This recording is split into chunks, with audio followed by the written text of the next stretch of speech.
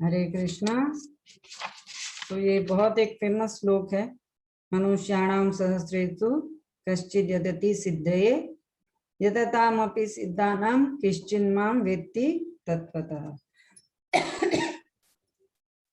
तो आज ही हम नया अध्याय शुरू कर रहे हैं, अध्याय 7वां, जिसका नाम है भगवत ज्ञान, जिसका संस्कृत नेम है एक्चुअली ज्ञान विज्ञान योग।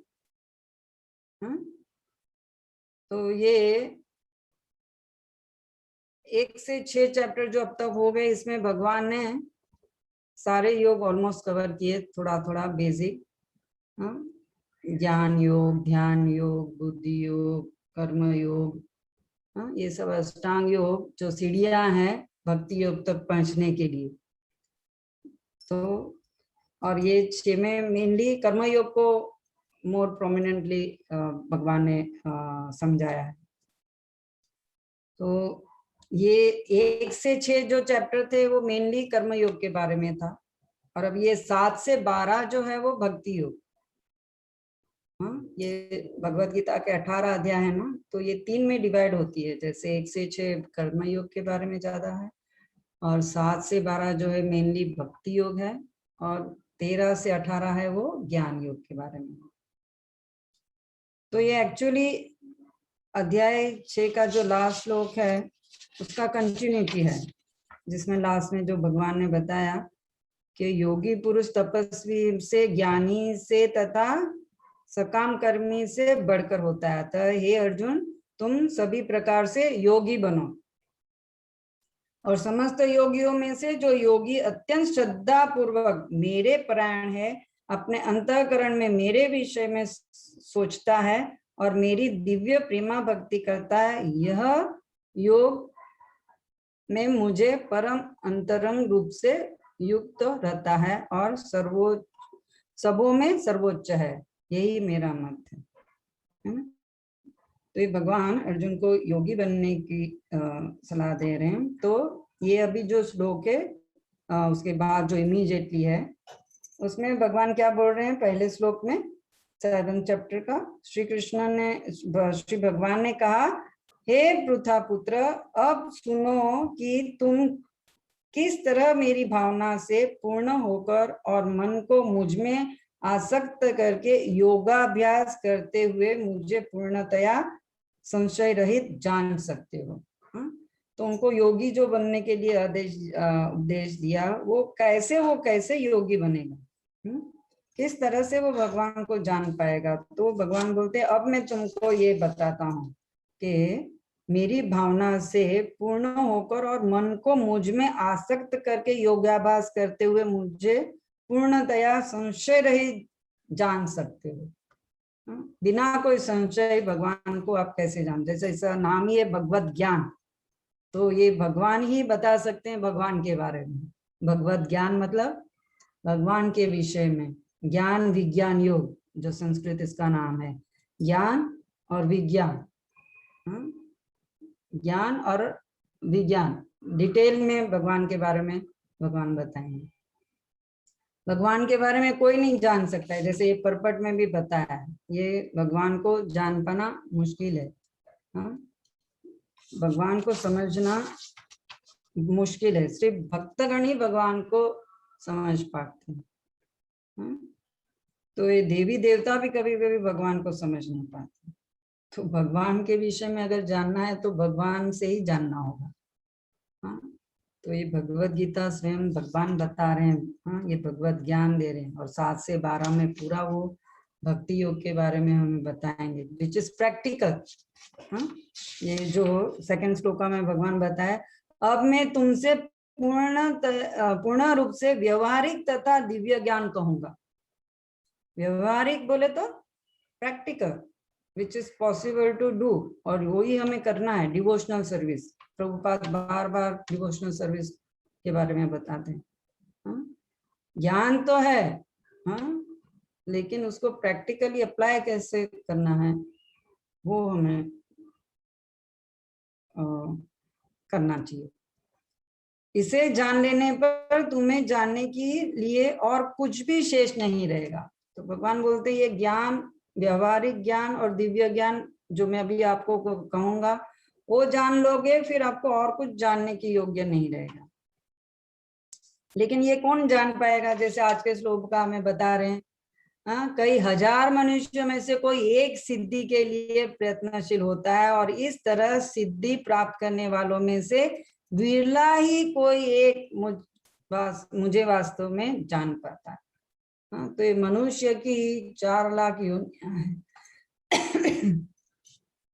वो 4 लाख योनियां जो मनुष्य की है, उसमें से कोई 1000 ही कोई है जो ये आध्यात्म में इंटरेस्ट लेता है। हाँ, और उसमें से भी कोई कुछ लोग ये जो प्रयत्नशील बनते हैं, और शायद उसमें से कोई विरला ही है एक जो तत्वतः भगवान को जान सकता है ना।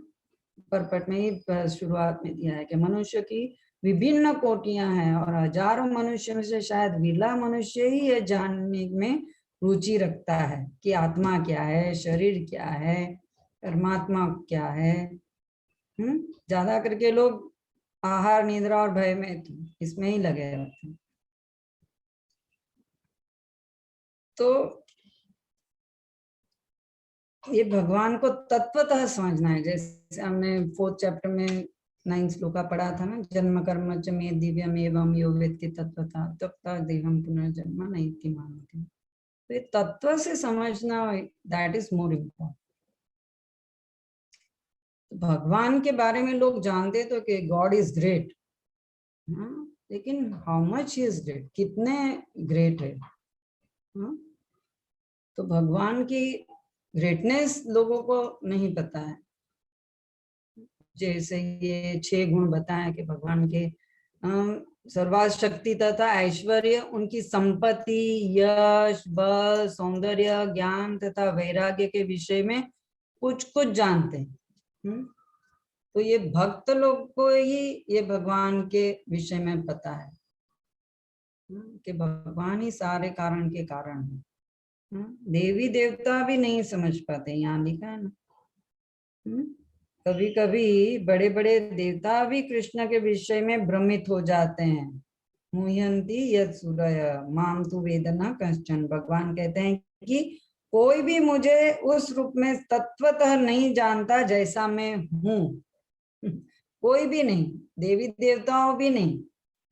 उनको भी तो डाउट आ जाता है ना, जैसे वो ब्रह्म लीला है ना ब्रह्मा जी की, कि ब्रह्मा जी भी डाउट करते हैं कि यही भगवान है क्या, ऐसे जूठन खाते हैं बच्चों के हाथ से। भगवान तो कभी ऐसा नहीं करते। तो उन्होंने उनको टेस्ट करने के लिए उन्होंने भी वो स्वयं ने सोचा कि यही भगवान है क्या, देखते हैं। तो सारे ग्वाल बाल सखा गाय सबको चुरा लिया। सबको ये स्टोरी तो पता होगी। और भगवान ने अपना विस्तार कर लिया, जितने गाय ग्वाल बाल और जो भी थे जितने, उतने में अपना विस्तार कर लिया, और उतना ही ग्वाल बाल और उतने ही गाय और सब बन गए स्वयं कृष्णा ही। और ब्रह्मा जी चकित, वो ब्रह्मा लोक में सबको छोड़ के आए, आके वापस देखते तो यहाँ उतने के उतने सब है। तो उनको लगा वहां से सब आ गए क्या, वापस जाके चेक किया तो सब वही भी है। तो वहां भी है और यहाँ भी है। तभी उनको कंफर्म हुआ कि नहीं, ये कोई ऑर्डिनरी नहीं है, यही साक्षात भगवान है। तो ऐसे भगवान को तत्व से समझना ये सबके लिए पॉसिबल नहीं। भक्त लोग यस, भक्त लोग समझते हैं कि भगवान सब कारण के कारण है। यहाँ जो भी है वो सब भगवान का ही प्रॉपर्टी। जैसे ये आगे के श्लोका में बताएंगे ना, भूमि रपो नवो वायु, पृथ्वी जल अग्नि वायु आकाश मन बुद्धि तथा अहंकार, ये 8 प्रकार से विभिन्न मेरी भिन्ना प्रकृतियां हैं, परा और अपरा प्रकृति। ये सब कुछ यहाँ जो भी ये भौतिक जगत में सब कुछ भगवान की शक्तियां हैं, और ये सब कुछ उन्हीं के द्वारा मेंटेन हो रहा है हर चीज। तो वो साधारण व्यक्ति नहीं समझ पाते। वो जैसे मायावादी के बारे में यहाँ बताया कि वो लोग ये उल्टा सीधा इसके बारे में बोलते हैं। यह भगवत भक्ति जो उपनिषद पुराण तथा नारद पंचरात्र जैसे प्रामाणिक वैदिक ग्रंथों की अवहेलना करती है, समाज में व्यर्थ ही अव्यवस्था फैलाती है। तो ये निर्विशेषवादी लोग ये वेद पुराण उपनिषद को मानते नहीं और अपना ही वो निर्विशेषवाद फैलाते हैं, तो ये डिस्टर्बेंस करता है। हाँ? तो ये लोगों को समझने के लिए ये शास्त्रों का ही सहारा लेना होगा, क्योंकि ये भगवान स्वयं अपने बारे में वो बता सकते हैं। आपके बारे में मैं कितना बता सकूं? सपोज अगर मैं किसी के बारे में बताऊं तो हम कितना किसके बारे में जान सकते हैं, अनलेस कि वो स्वयं अपने बारे में बताए, है ना। तो भगवान की ऐश्वर्य तो इतना है कि भगवान स्वयं भी खुद नहीं बता सकते। उन्होंने बोला मैंने जो जरूरी है जानने योग्य उतना ही बताया। तो ये हजारों में से कोई एक ही विरला होगा जो तत्व से भगवान को समझ पाएगा, और उसके लिए एक भक्त हमें बनना पड़ेगा। और भक्त बनना भी इतना आसान नहीं है, चाहो तो आसान भी है। चैतन्य महाप्रभु ने तो एकदम आसान बना दिया। हाँ, जो भगवत प्रेत प्राप्त करना योगियों के लिए भी मुश्किल है, वो तो चैतन्य महाप्रभु ने सबको फ्रीली डिस्ट्रीब्यूट कर दिया। कृष्ण प्रेम जस्ट संकीर्तन मूवमेंट। हाँ, संकीर्तन करना है, हरि नाम हरि नाम एव केवलम कलो नास्ते नास्ते गतिम। खाली हरि का नाम लेने के लिए रेकमेंड किया। ये कलयुग में और कोई रास्ता नहीं, और कोई रास्ता नहीं, और कोई रास्ता। तो इतना आसान बना दिया कृष्ण प्रेम प्राप्त करने के लिए, जो ये हजारों में से कोई एक बिरला ही सक्सेस होता है।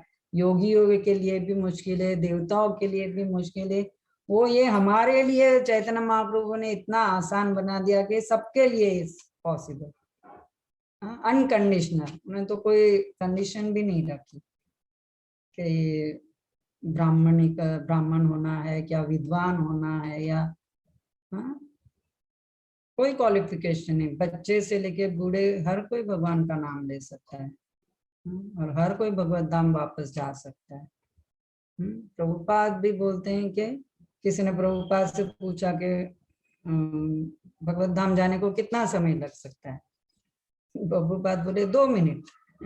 एक बार अगर आपने शुद्धता से सच्चे मन से भगवान का नाम ले लिया, तुरंत आप भगवत धाम जा सकते हैं। और हमने देखे भी हैं कितने संत, जैसे संत तुकाराम है, नरसिम्हा देव है, वो सब क्या करते हैं। संत तुकाराम भी चैतन्य महाप्रभु के ही डिसाइपल थे। उन्होंने भी संकीर्तन मूवमेंट का प्रचार किया। हमेशा कीर्तन ही करते थे, विठ्ठला विठ्ठला विठ्ठला विठ्ठला। आप लोग ने मूवी देखी भी होगी संत तुकाराम की, कैसे कीर्तन करते करते भगवत धाम चले गए। इतना आसान।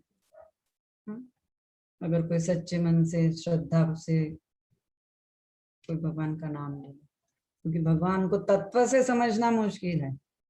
लेकिन ये जैसे लास्ट में अंत में बताया ये श्लोक, हाँ, भक्ति रसामृत सिंधु से, कुंठित इंद्रियों के द्वारा कृष्ण को तत्वतः नहीं समझा जा सकता है। ये हमारी इंद्रिया तो अपूर्ण है। ये ऐसी अपूर्ण इंद्रियों से हम भगवान को कैसे समझ पाएंगे। किंतु भक्तों द्वारा की गई अपनी दिव्य सेवा से प्रसन्न होकर, डिवोशनल सर्विस आ गई ना, दिव्य सेवा, तो आप आपकी सेवा से भगवान को प्रसन्न कर सकते हो, और भक्तों को आत्म तत्व प्रकाशित करते हैं। तो उस भगवान की कृपा से फिर वो भगवान वो भक्तों को आत्म तत्व प्रकाशित करते हैं। भगवान की सेवा करके भगवान को प्रसन्न करेंगे, तभी भगवान की कृपा से वो भक्त भगवान को समझ पाएगा। तो ये चाहो तो इतना आसान भी है, और चाहो तो मुश्किल भी है। तो main is practical devotional service. हमें भगवान की डिवोशनल सर्विस करनी है, प्रैक्टिकली भगवान की सेवा करनी होगी। हमारी इंद्रियों की भगवान की सेवा में उसको एंगेज करना होगा। नहीं तो ये अपूर्ण इंद्रियों से हम भगवान को तत्व से नहीं समझ पाएंगे। उनकी सेवा और भक्ति करके शुद्ध भक्त बनेंगे, तभी हम भगवान को तत्वतः समझ पाएंगे। तो ये हजारों में से कोई एक ही होगा जो ये इसमें इंटरेस्ट लेगा। और उसमें से भी कोई एक ही होगा जो भगवान को तत्व से समझ पाएगा। तो उससे अच्छा ये फिर चैतन्य महाप्रभु ने जो आसान तरीका हमें बताया है, हाँ, हरे नाम एवं केवलम, बस भगवान का नाम लिए, हरे कृष्णा कृष्ण कृष्णा हरे हरे, हरे राम राम राम हरे हरे, और भगवान की सेवा करें और भगवत धाम जाए। हरि बोल, हरे कृष्णा। चलो प्रभुपाद की जय, श्रीमद् भगवद गीता की जय।